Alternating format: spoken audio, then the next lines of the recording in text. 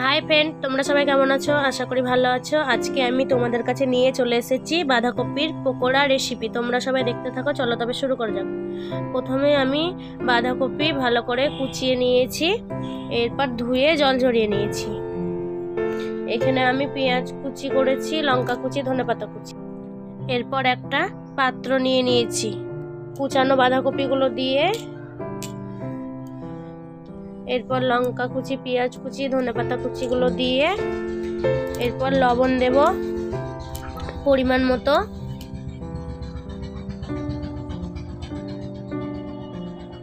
পরিমাণ মতো হলুদ দেব,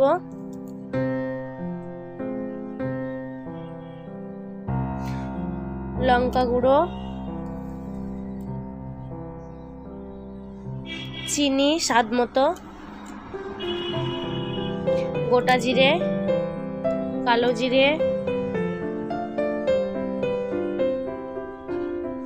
কালো জিরের ভাগটা একটু বেশি দিতে হবে, খাবার সোডা। এরপর অল্প অল্প করে বেসন দিয়ে ভালো করে মাখিয়ে নেব। তোমরা যেরকম ঝাল খাবে সেরকম ঝাল দিতে পারো, আমি অল্প পরিমাণেই ঝাল দিয়েছি। এরকম ভাবেই চটকিয়ে মাখিয়ে নিতে হবে। দেখো আমার মাখানো হয়ে গেছে, এরকম ভাবে মাখিয়ে নিয়েছি। এরপর ঢাকা দিয়ে রেখে দেবো কিছুক্ষণ।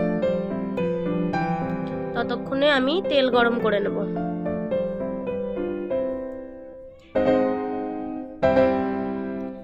এরপর ঢাকা খুলে আরো একবার দেখে নেব।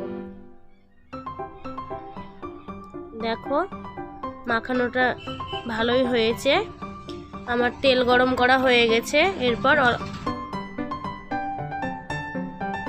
অল্প অল্প করে দিয়ে ভেজে নেব।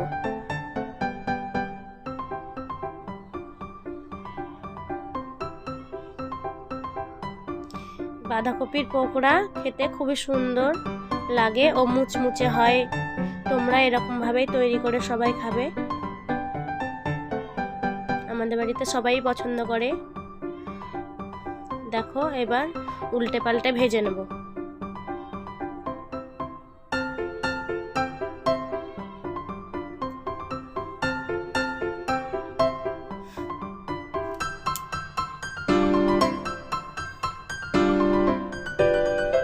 দেখো আমার ভাজা হয়ে গেছে।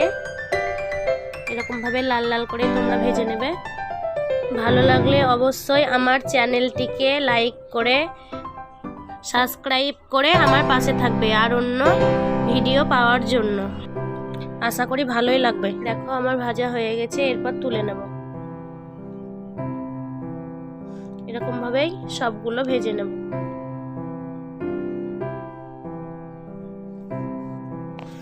বাঁধাকপির পকোড়াটা আমার খুব মুচমুচে ও সুস্বাদু হয়েছে খেতে। তোমরা এরকম ভাবেই সবাই বাড়িতে তৈরি করে খাবে। আশা করি খুব ভালো লাগবে। আমি এখানে টমেটো সস নিয়েছি।